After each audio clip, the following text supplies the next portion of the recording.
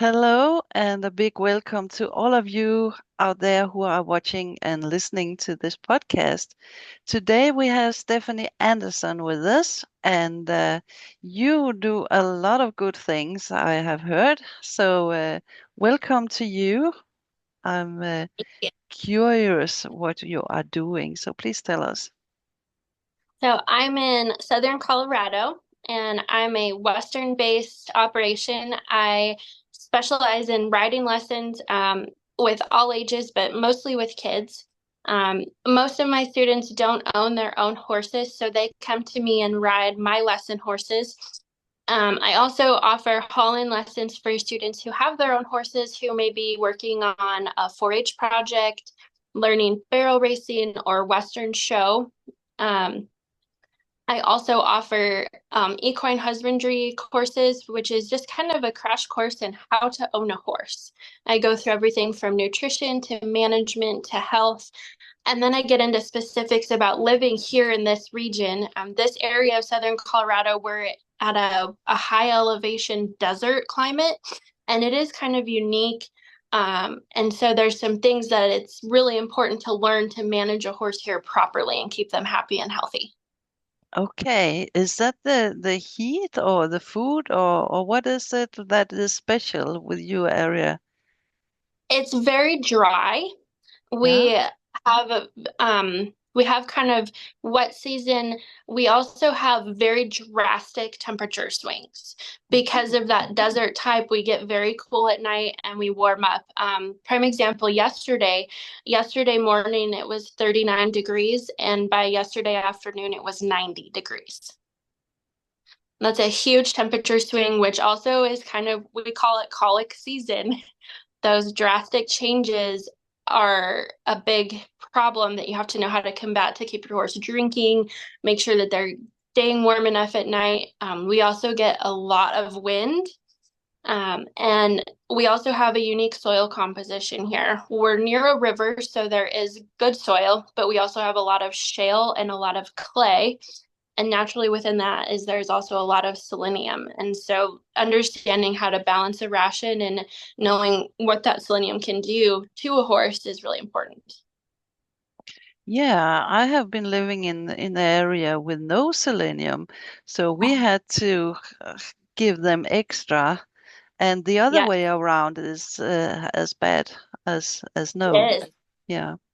It's really bad that I've seen people who don't realize it and just supplement like they lived somewhere else, and they throw their horses into toxicity and their tails fall out. Oh, If it gets bad enough, they'll slough a hoof, and that's detrimental. yeah, Yeah. not good. But what are you doing with the temperature? Do you take your horses inside at night, or do you cover them, or what are you doing to prevent Yes. colic? So one thing is being conscious of the air temperature at feeding time, especially when it's really hot in the evening still.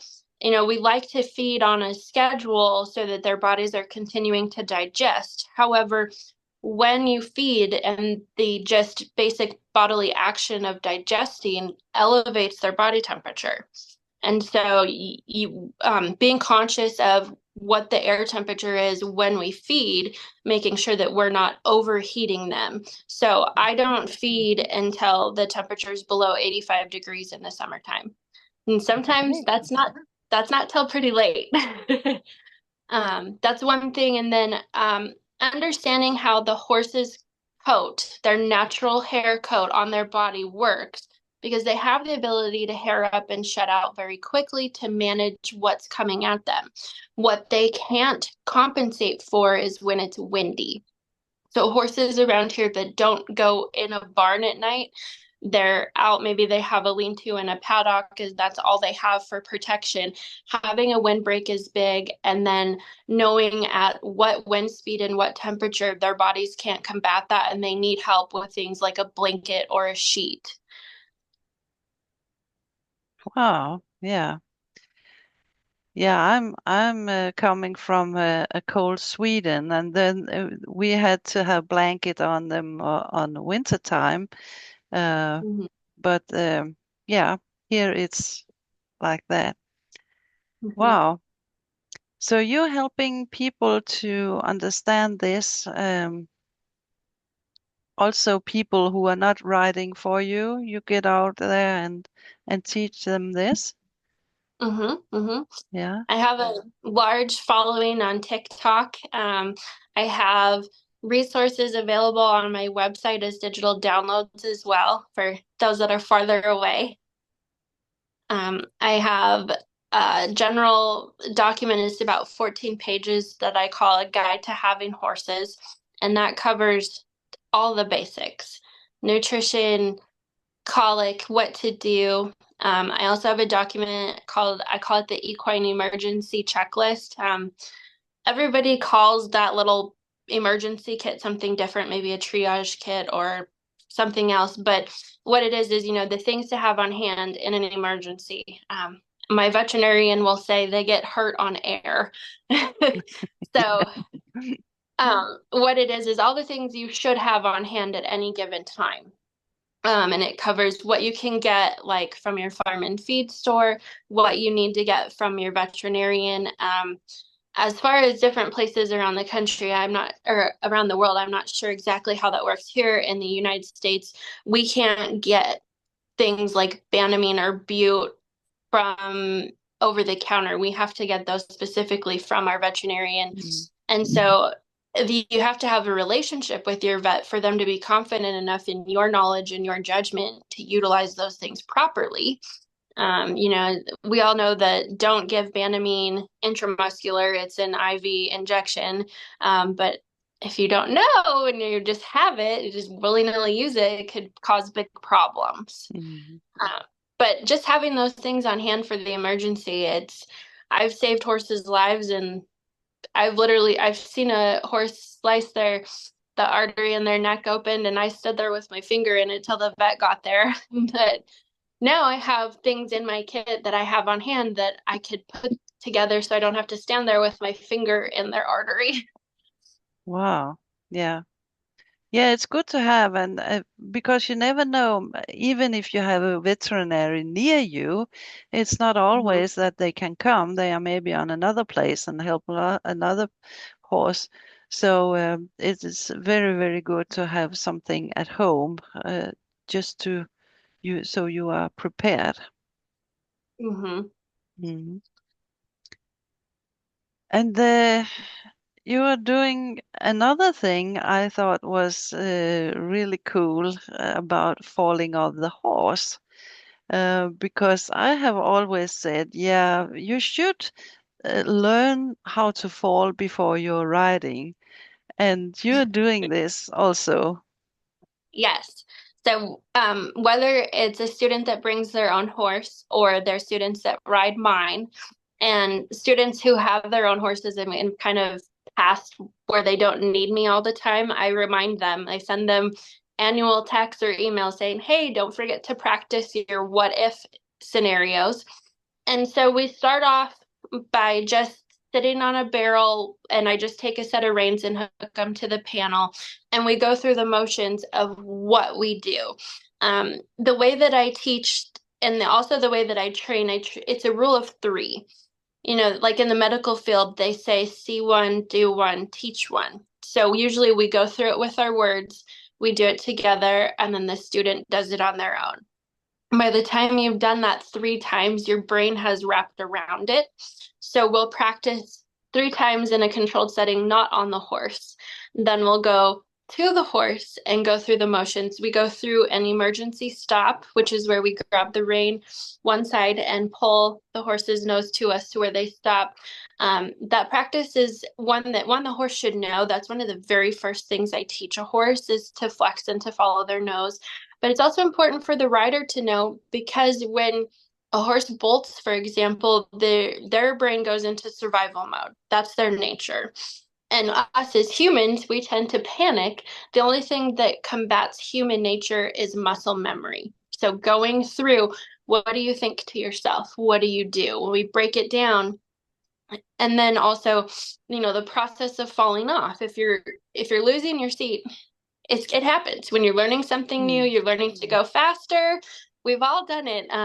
The kids love my falling off story. I I wasn't that long ago, and I was doing a little speed event I hadn't done before, and my mare doing barrels, she goes to the left barrel first. That's always what we do. So in my brain, we're gonna go left. I went left and she went right, and I was in the dirt. But those things of, what do you do with your reins? What do you do with your stirrups? How do you make sure that when you come off that horse, that you come off freely? Um, and then also for the more advanced students or the more mature students, there's always a factor of fear. You really do, as an instructor, have to read your student to make sure that you're not instilling fear, you're mitigating fear. But then we learn about what happens when you get tossed off. It can happen, whether it's a buck, a rear, whatever. How do you overcome human nature again? Because when you're coming from the height of a horse down, there's gravity force, and human nature, we want to put our hand out and catch ourselves. Well, if we do that when we're coming down, that's when you break your wrist, your arm, your elbow, whatever. And then we're also not protecting our head. And so when we develop the muscle memory to tuck and then roll, letting us expel that extra energy once we've hit the ground by rolling, then we are less likely to get injured. We've protected our limbs and protected our head and hopefully rolled away from the horse. And then everything ends up okay. But the reason why we practice these things is so that the fear and the unknown is mitigated because we've done it in a safe and controlled setting. So then when that what if scenario happens, we already know what to do and we're less scared. That's right. That's right. And as you said, we are human. We do the opposite things. When a horse is running, you or bucking, you take the reins and you use your legs to press and see if you can hold you tight. And when you're doing this, the horses just explode. So Yes. yeah. Yes, I tell my students all the time, every single thing we do on the back of a horse is complete opposite of our human nature. And Mm, it's amazing that that standard of training has evolved over so much time, understanding what our human nature is. mm.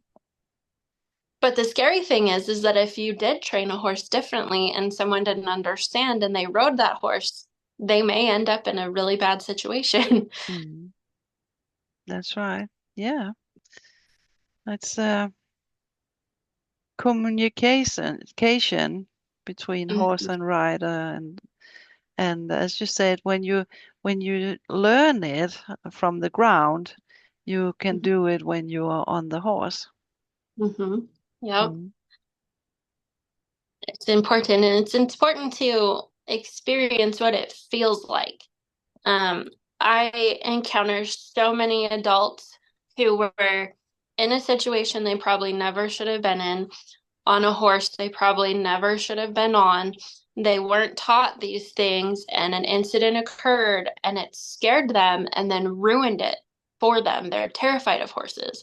My Mm. mother is a prime example. She was on a horse she shouldn't have been on by herself when she was young.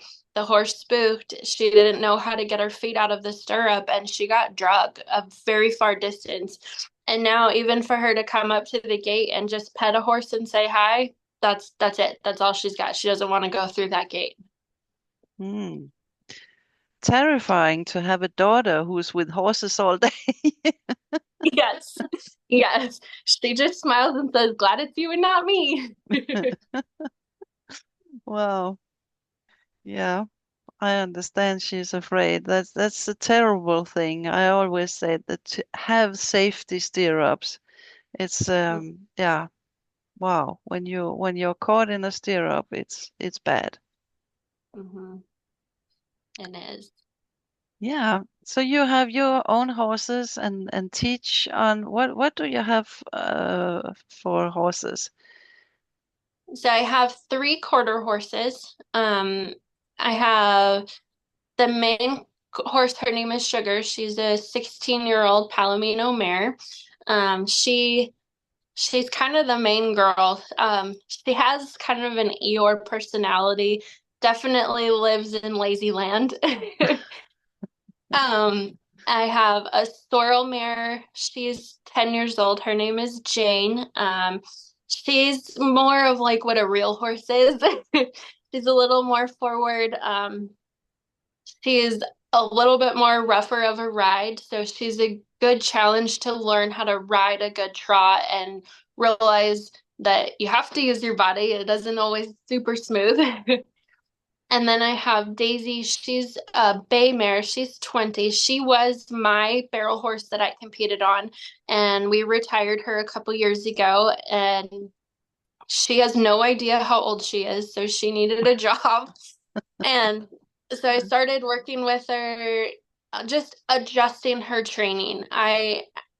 As a lesson instructor with my own lesson horses, there's training that I change. They don't listen to leg cues from their rider. They will feel the leg cue and then they look to me for permission. And I communicate to them with a vocal cue that it's acceptable to proceed. They also know that if the student is doing something wrong or things don't go right, they whoa. They just stop immediately and then turn and face me. It takes a lot of time on the ground, and sometimes it isn't about what the horse's body is, it's about what's in their head. And when they have Mm. that mindset to be that horse, they're worth their weight in gold. I also have a 12-hand quarter pony. Um, she's 11 years old. She's the cute little Roni thing with blonde mane and tail. She's very pretty. The little ones absolutely love her, and I love having her because the smaller kids are big enough that they can do everything themselves because they can reach. And they're strong enough they can handle lifting the hoof to do, pick the hoof out and do all those things themselves. And so then when they're big enough to work with a bigger horse, they already know, instead of being like, well, I've watched you do that 100 times, but I've never done it because I couldn't reach it. Mm. That's right. That's right. And it's lovely to have that kind of horses, I'm sure. So, but as you said, it demands a lot of job. It's a lot to get them there. Mm-hmm. It is. It's a lot, and a lot of tuning back up. After a week of lessons in novice hands, I need to get on and just remind them of what their training is. Mm. It's a constant maintenance. People who are not horse people, when they come to me thinking, we've been taking lessons for a while, we think we're ready to buy a horse. And I say, well, they don't come like mine. You make them like this. Mm. If you want to find one like this, you're going to spend a lot of money. Yeah. And, that I've talked people out of buying a horse, which sounds terrible of me. But I have, people who like to travel a lot, people who like to go camping a lot, or Mm. just a certain lifestyle. They don't realize that owning a horse is a lifestyle. You have to feed every day, even on Christmas, even when Every it's day. Yeah. snowing. Every day. And Mm. it's a lot of work aside from the fun part. Yeah. And when you have been riding them and everything is good and you think now I'm going to compete, then they drop a shoe or something like that. Yes. Oh, something always goes wrong. Yes. Or you have a flat tire on your trailer. Mm. That's right. That's right. Wow, that's fantastic. So people can find you on TikTok, um, Yes. and you have some things they can have a look at, and I love that they can learn from you. Yes. And there's videos on safety as far as, the what if situations, videos on how to tie a lead rope up, how to use your halter, proper halter placement, um, all kinds of things. I tried to categorize them. There's categories within TikTok of topics. And so if there's a specific thing that you're looking for, you can kind of scroll through there and find what you're looking for. And I'm always open and willing. If somebody has a question, shoot me a message. I do have a bachelor's degree in animal science from Colorado State. So I do have a lot of education in nutrition and balancing rations and understanding what, minerals do, what certain vitamins do, how the digestive tract works. And I'm also pretty good at identifying an ailment in a horse. I've had people send me a video saying they just seem off, and I, ask them, have you checked this? Have you checked this? Have you checked this? And then light bulb, oh, we haven't checked that, and that's the problem. Wow. That's nice to Uh, have such a help.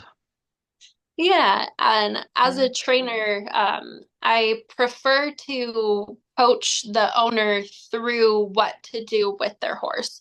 Obviously, there's a time when I mean to step in and myself work with the horse, but I prefer to coach the owner through so that they Mm, understand the why and the how behind what we're doing so they can maintain this going forward. mm, And then, they develop that relationship. For whatever reason, the standard of training around is 60 days, 90 days at a trainer. And yeah. after I've worked with a horse for 60 days, I've bonded with that horse. That's become my horse. Mm, And I used to do that. And the struggle is that when that horse goes home, a lot of times they sit for a couple weeks and then the owner calls me and is upset with me. mm, And then I tried to require lessons for the owner to take with me with their horse at the end of the training period. And a lot of my clients were not interested in taking those lessons. And that was my frustration of where I was like, no more. I will come, I will help you, I will coach you. I want you to put the work in because you and your horse need the relationship. I mm. don't need the relationship. No, that's right. I love that. So, anything else you wanted to get out there when now you are on a podcast and you can tell people who you are and where to find you and everything? Sure. So my website is Plan C, so the letter C, horsemanship.com. That's where the same Plan C horsemanship, you can find me on Facebook, Instagram, and TikTok. Um, I have digital download documents of guide to having horses, emergency kit checklist. I have like warm up pen etiquette. I also have a worksheet to kind of budget yourself for the year. That's always a big conversation in owning horses is it's expensive. And Mm, it is, but there's things that we know are going to happen. We know are going to come up. And so when you can plan for it, then you're prepared. And then I also have resources I have like lists on Amazon of some of my favorite products as far as grooming tools or supplements. Arena accessories, things like that. And then I have other lists of things like what I like to wear when I ride or what boots I like, what muck boots I like, things like that. And you can get lost in there if you want to spend the time. And I'm always open to helping. There's an option to contact me. There's an option to set up a phone call. There's an option to send me a video for review. All those things are available, and I spend a lot of money on the education I have in my head, so I feel like it's important to share and help, and I will encourage the horse obsession any way I can. sounds great. Sounds great. So, thank you so much for coming here today. It was a pleasure to meet you, and we have many thoughts that go together. So, thank you for coming here, and Thank you. thank you, all of you who have been listening and watching this. And please subscribe on this podcast because it helps me to meet more people out there in the world. So, thank you so much. and have a good day.